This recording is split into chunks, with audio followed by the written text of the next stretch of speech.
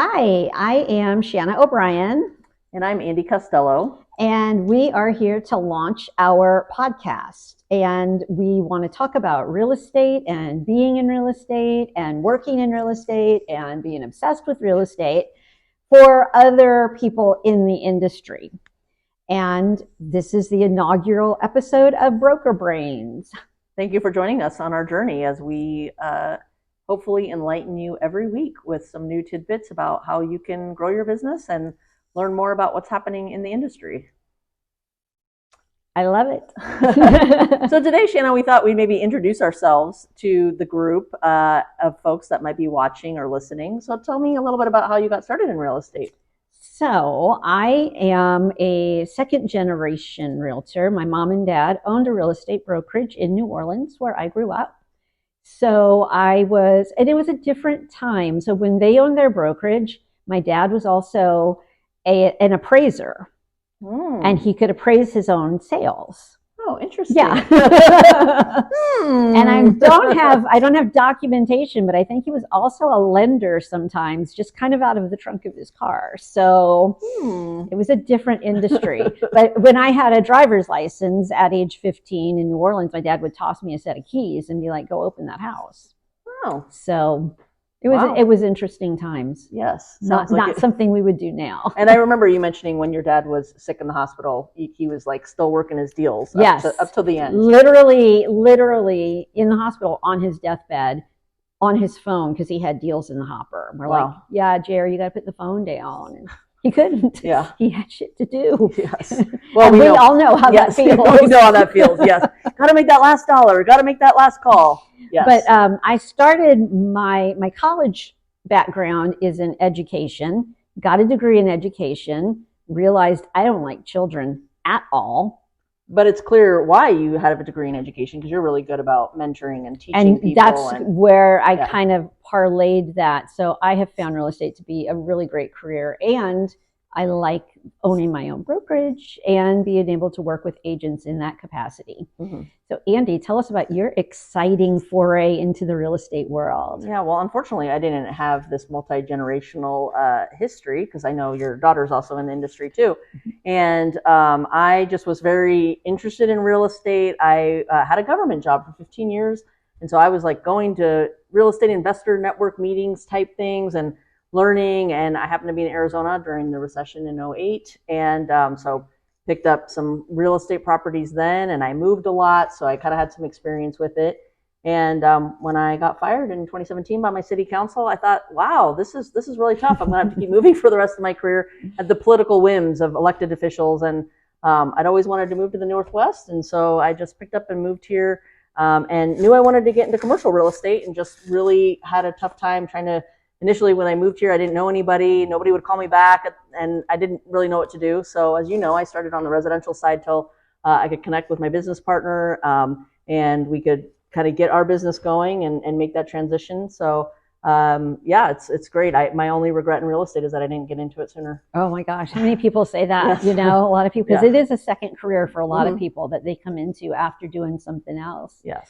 And that's one of the things that we're going to talk a lot about is for both of us, we aren't natives to the area and had to kind of, as an agent, it's all about who's in your sphere, and you move to a new town and you got no sphere. Mm-mm. You move to a new town and you know your landlord, and that's the only person you've met. Mm-hmm. So those are things that we can also talk about in our podcast. Yes, and I think we've done both a great job of building our spheres and our network, and trying to go personally and professionally, right? Making friends out of clients and clients out of friends, and how do you navigate that, sometimes those sticky situations.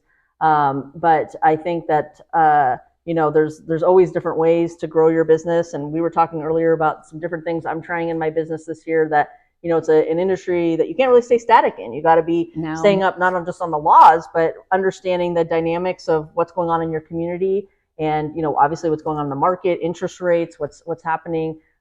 Just in terms of, the business you can do. Right. And so it's always evolving and making sure that you're understanding and how to navigate that the best. And one of the things that I always tell new agents is it's like two separate jobs, knowing how to do real estate and finding somebody to do it for.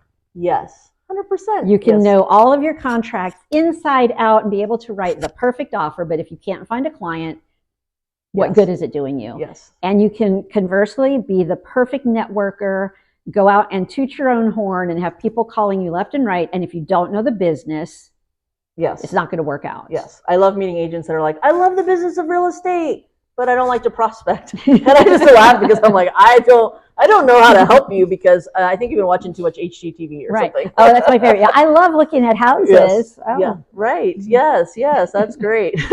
Maybe become a home inspector. Get a really close look. Yes. Yes. So it's interesting because this industry attracts so many different types of people, right? I mean, Yeah. we meet people from different careers, different backgrounds. And really, I think at the end of the day, like almost any industry, I don't know that those backgrounds matter or not. It's really just how hard do you want to work. Yeah. Mhm. And it's a 24/7 business, Yeah. apparently, until the day you die. Yeah. Well, fortunately for me, Yeah. not so much. I'm going to position myself better than that, hopefully. Yes. So I think we were remiss in telling people what else we do outside of being agents in terms of the offices that we own. So I own a residential real estate brokerage, Cascadia Northwest Real Estate, and we do not do commercial real estate. And when we have a commercial client, we send them on over. Thanks, Shanna. I always appreciate your referrals. Yeah, I co-own Venture Commercial Real Estate. We're based in Vancouver, but like Shanna and many of her agents, we're licensed on both sides of the river. So we work in both Oregon and Washington. So it's really helpful because for me, at least, obviously there's a lot more opportunity in Portland, even though we both live in Vancouver. Yeah. But I know we work both sides of the river. There's more people, right? More people, more houses, more buildings, It's more businesses. I mean, according to the RMLS, Vancouver is just a suburb of the Portland metro area anyway. Right. So you got to be able to embrace it. Yes, yes.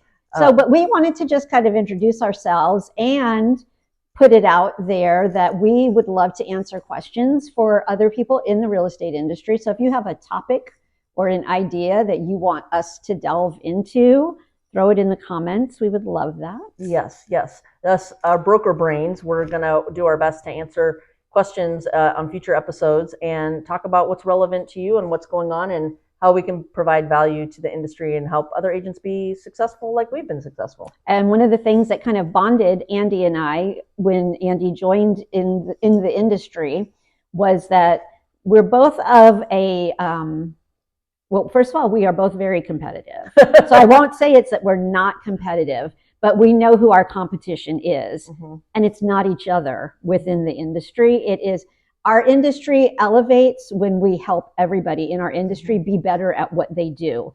So when people are like, why are you helping that person? They're not even at your brokerage. I'm like, when they're a better agent, it's better for all of us because I'm going to be on the other end of a deal from them one day. Mm-hmm.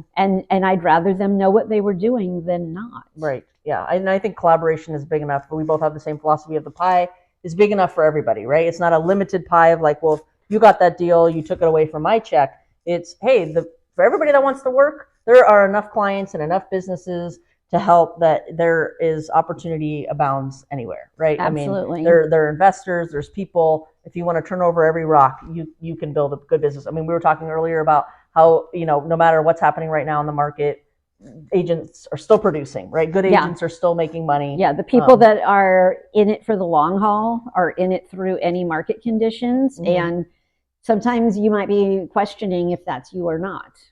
Right. Because a lot of people are getting out of the industry right now. Yeah. But that is our little intro, and we would love to hear some topic ideas. So throw them in the comments, and we'll see you next time. Thanks so much for watching this week. We'll catch you later.